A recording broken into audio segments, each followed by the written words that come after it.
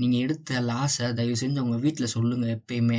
உங்க வீட்ல அதுக்குன்னு நீங்க என்ன யார்ட்டலாம் சொல்லக்கூடாதுன்னு பார்த்தீங்கன்னா, உங்களுக்கு நீங்க வளரவே கூடாதுன்னு நெனைப்பாங்கல்ல. உங்கள நெகட்டிவாவே பேசிட்டு இருப்பாங்க. அவங்க கிட்ட தயவு செஞ்சு சொல்லாதீங்க. ஏன்னா, அவங்க இன்னமும் உங்கள டம்ப் பண்ணி இறக்கிருவாங்க கீழ. நீங்க யார்ட்ட சொல்லலான்னு பார்த்தீங்கன்னா, உங்க அம்மா, அப்பா, இல்ல உங்க ஃப்ரெண்ட்ஸ் யாராச்சும் இருந்தாங்கன்னா, இல்ல உங்க கேர்ள் ஃப்ரெண்டு அவங்கள்ட்டலாம் சொல்லுங்க தயவு செஞ்சு. இந்த மாரி விஷயம் தான் நெறைய பேத்த சூசைட் இந்த மாரிலாம் கொண்டு போகுது. ஸோ, இதுலருந்து எப்படி நம்ம ஓவர் கம் பண்ணிட்டு வரலாம்?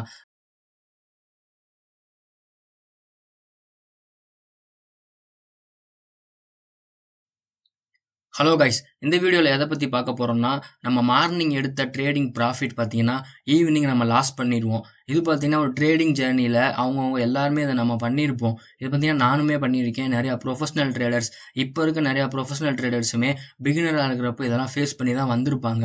அப்ப நீங்க கண்டிப்பா இத நீங்களும் ஃபேஸ் பண்ணிட்டு தான் இருப்பீங்க. ஏன்னா ட்ரேடிங்ல லாஸ்ங்கிறது ஒரு பார்ட் ஆஃப் த ஜர்னி தான். இது பார்த்தீங்கன்னா, எல்லாத்துக்குமே நடக்கக்கூடிய ஒரு விஷயம் தான்.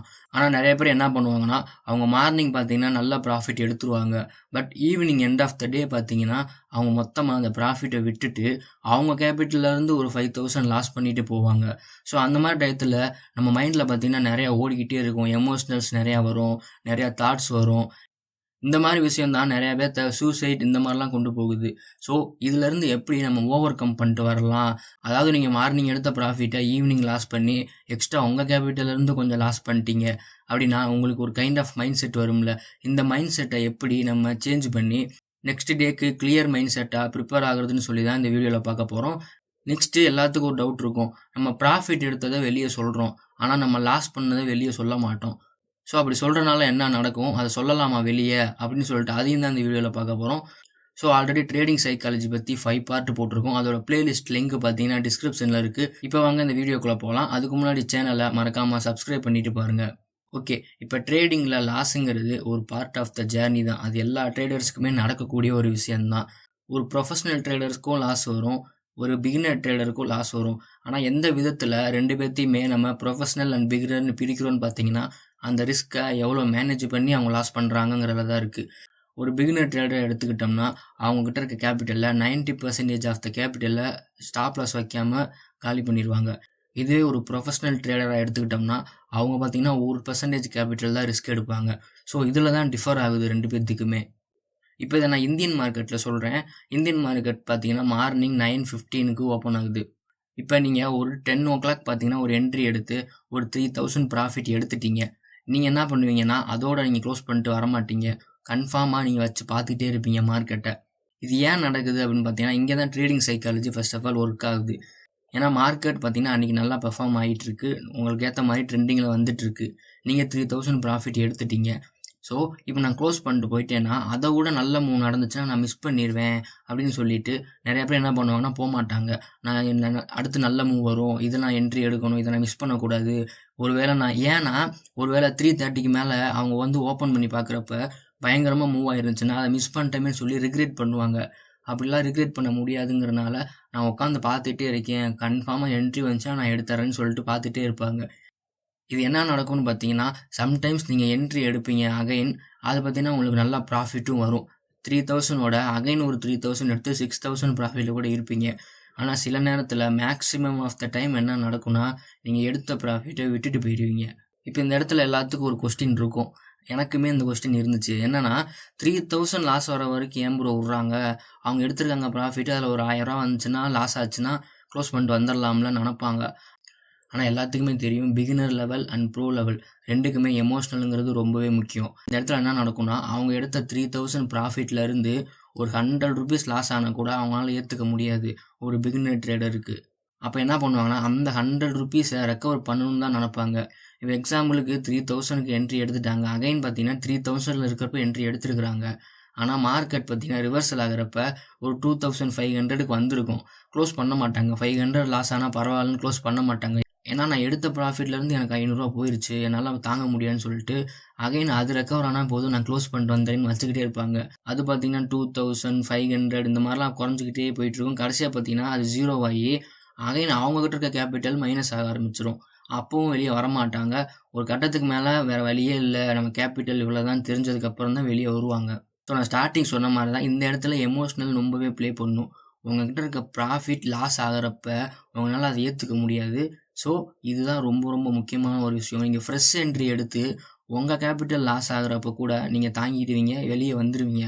ஆனா, நீங்க எடுத்த ப்ராஃபிட் லாஸ் ஆகுறப்ப அத உங்களால தாங்க முடியாது. உங்களுக்குன்னு கிடையாது. அது எல்லாத்துக்குமே பொதுவா இருக்கக்கூடியது தான். அத நம்ம ஓவர் கம் பண்ணி தான் ஆவணும். ஓகே. இப்ப பார்த்தீங்கன்னா, ஃபுல்லா லாஸ் பண்ட்டாங்க. 3000 ப்ராஃபிட் மார்னிங் எடுத்து, அகைன் பார்த்தீங்கன்னா 3000 லாஸ் பண்ட்டாங்க. இப்ப இதோட நிறுத்த மாட்டாங்க. அகைன் என்ன பண்ணுவாங்கன்னா, அகைன் திருப்பி என்ட்ரிக்கு போவாங்க. இப்ப என்ன ஆகும்னா, அவங்ககிட்ட இருக்க கேப்பிட்டல் லாஸ் ஆக ஆரம்பிக்கும். இப்ப நீங்க ஒரு நிமிஷம் கண்ண மூடிக்கங்க. நான் சொல்றத மட்டும் கேட்டுட்டு ஃபீல் பண்ணி பாருங்க. காலையில மார்க்கெட்டுக்கு வரீங்க உள்ள, என்ட்ரி எடுக்குறீங்க. 3000 ப்ராஃபிட் வருது ட்ரேட்லயே. அகைன் ஒரு ட்ரேட் எடுக்குறீங்க. 3000 லாஸ் ஆகுது. அகைன் ஒரு ட்ரேட் எடுக்குறீங்க. உங்ககிட்ட இருந்து ஒரு 5000 லாஸ் ஆகுது. மார்க்கெட் க்ளோஸ் ஆகுது. இந்த இடத்துல எப்படி இருக்கும் உங்க நிலைமை? அதாவது உங்க மைண்ட் செட் இந்த இடத்துல எப்படி இருக்கும்னு கொஞ்சம் ஃபீல் பண்ணி பாருங்க. இதெல்லாமே எனக்கு நடந்திருக்குது. ஸோ, இது நெறைய பேத்துக்கும் நடந்திருக்குது. அதனால தான் நான் சொல்றேன். நெறைய பேர் இத ஃபீல் பண்ணியிருப்பீங்க. இருக்கிறதுலயே ஒன் ஆஃப் தி வொர்ஸ்ட் திங்ன்னு ஒண்ணு சொல்லுவாங்கல்ல. Worst emotion. இந்த எமோஷன்லாம் யாரெல்லாம் தாண்டி வராங்களோ, அவங்க கண்டிப்பா ஒன் டே இல்லன்னா ஒன் டே ப்ரொஃபஷனல் ட்ரேடர் ஆவாங்க. இத யாரெல்லாம் கண்ட்ரோல் பண்ண முடியாம விட்டுட்டு போறாங்களோ, அவங்க தான் பாதியிலேயே மார்க்கெட்ட விட்டுட்டு போறாங்க. ஸோ, இப்ப நெக்ஸ்ட் என்னன்னா, நீங்க லாஸ் பண்ணிட்டீங்க. உங்க கேப்பிட்டல்ல இருந்து உங்க ப்ராஃபிட்டும் போயி, நீங்க உங்க கேப்பிட்டல்ல இருந்து ஒரு 5000ம் போயிருச்சு. இப்ப பார்த்தீங்கன்னா 3:30 ஆயிருச்சு. மார்க்கெட் பார்த்தீங்கன்னா க்ளோஸ் ஆயிருச்சு. இப்ப நெக்ஸ்ட் என்ன நீங்க பண்ணுவீங்கன்னு பார்த்தீங்கன்னா, உட்காந்து எங்கேயாச்சும் தனியா உட்காந்து யோசிச்சுக்கிட்டே இருப்பீங்க. சம்டைம்ஸ் அழுக வரும். ரொம்ப கத்தணும்னு தோணும். பக்கத்துல ஏதாச்சும் இருந்தா எடுத்து அடிக்கணும்னு தோணும். குத்தணும்னு ஏதாவது ஒண்ணு தோணிக்கிட்டே இருக்கும் இந்த மாரி.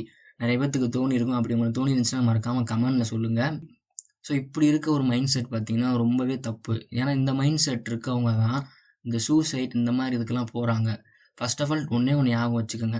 ட்ரேடிங்ல ஸ்ட்ராங் மைண்ட் செட் ரொம்ப ரொம்ப முக்கியம். நீங்க படிச்சிருக்கீங்க, படிக்கல, எஜுகேஷன் இருக்கு.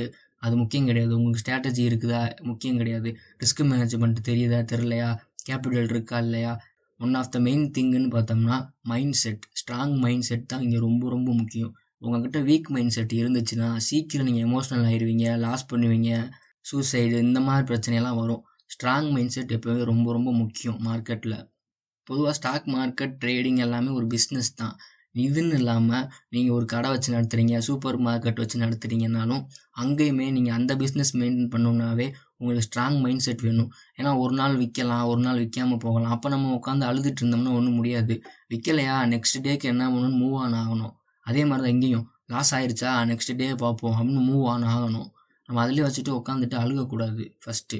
அதனால என்ன பண்ணலான்னு பார்த்தீங்கன்னா, ஃபர்ஸ்ட்டு நீங்க போய் நல்லா சாப்பிடுங்க ஃபர்ஸ்ட் ஆஃப் ஆல். ஏன்னா நீங்க மார்க்கெட்ல அவ்வளோ நேரம் உட்காந்துருப்பீங்க. அந்த டே கண்டிப்பா சாப்பிட்டுருக்க மாட்டீங்க. லாஸ் ஆனனால நீங்க மார்க்கெட்ல தான் உட்காந்துருப்பீங்க. ஃபர்ஸ்ட்டு போய் நல்லா சாப்பிடுங்க வெளிய போய். சாப்பிட்டுட்டு வீட்ல இருக்கவங்ககிட்ட, அம்மா, அப்பா இவங்ககிட்ட கொஞ்சம் பேசுனீங்கன்னா, உங்களுக்கு கொஞ்சம் நல்லா ஆகும். உங்க மனசு பார்த்தீங்கன்னா கொஞ்சம் ரிலாக்ஸ் ஆகும். இன்னொன்னு நான் சொல்லியிருந்தேன். நம்ம எடுத்த ட்ரேடிங் ப்ராஃபிட்ட வெளிய சொல்றோம். ஆனா லாஸ சொல்லலாமான்னு சொல்லியிருந்தேன். அது இந்த இடத்துல தான் நமக்கு வருது. என்னன்னா, நீங்க எடுத்த லாஸ தயவு செஞ்சு உங்க வீட்ல சொல்லுங்க எப்பயுமே. உங்க வீட்ல அதுக்குன்னு நீங்க என்ன யார்ட்டலாம் சொல்லக்கூடாதுன்னு பார்த்தீங்கன்னா, உங்களுக்கு நீங்க வளரவே கூடாதுன்னு நெனைப்பாங்கல்ல. உங்கள நெகட்டிவாவே பேசிட்டு இருப்பாங்க. அவங்க கிட்ட தயவு செஞ்சு சொல்லாதீங்க. ஏன்னா, அவங்க இன்னமும் உங்கள டம்ப் பண்ணி இறக்கிருவாங்க கீழ. நீங்க யார்ட்ட சொல்லலான்னு பார்த்தீங்கன்னா, உங்க அம்மா, அப்பா, இல்ல உங்க ஃப்ரெண்ட்ஸ் யாராச்சும் இருந்தாங்கன்னா, இல்ல உங்க கேர்ள் ஃப்ரெண்டு அவங்கள்ட்டலாம் சொல்லுங்க தயவு செஞ்சு. அப்படி சொல்றனால என்ன நடக்கும்னு பார்த்தீங்கன்னா, அவங்க உங்களுக்கு அட்வைஸ் அண்ட் மோட்டிவேஷன் குடுக்குறப்ப, உங்களுக்கு இன்னும் கொஞ்சம் மைண்ட் பார்த்தீங்கன்னா ஓகே ஆகும். அகைன் நீங்க எந்திரிச்சு வர்றதுக்கு கரெக்ட்டா இருக்கும். ஸோ, இப்ப நம்ம ஒரு கன்க்ளூஷனுக்கு வந்துரலாம். இது எல்லாமே என்னோட ஓன் எக்ஸ்பீரியன்ஸ் தான். இதில சொன்னது எல்லாமே எனக்கு அப்படிதான் நடந்திருக்குது. நான் இதெல்லாம் ஃபீல் பண்ணி, நானும் இந்த மாரி மோட்டிவேஷன்லாம் அம்மா, அப்பாட்டலாம் கேட்டு தான் நானும் வந்திருக்கிறேன். அதத்தான் நான் இந்த வீடியோல உங்களுக்கு எக்ஸ்பிளைன் பண்ணியிருக்கேன்.